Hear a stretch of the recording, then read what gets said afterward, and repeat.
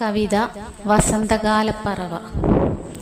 ഹൃദയത്തിൻ്റെ ഭാഷ പഠിക്കുകയാണ്, വരികൾക്കുള്ളിലെ അർത്ഥം തേടുകയാണ്. ജീവിതയാത്രയുടെ ലക്ഷ്യം അറിയാൻ ശ്രമിക്കുകയാണ്.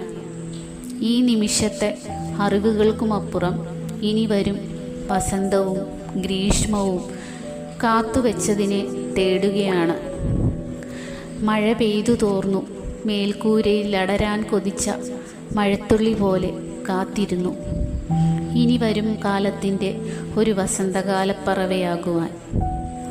അത്യുഷ്ണത്തിൽ ചിറകെരിയാതെ സ്വപ്നതീരങ്ങളിൽ പറന്നടുക്കുവാൻ. ഒരു മുത്തിച്ചിപ്പിയിലെ മുത്താകുവാൻ.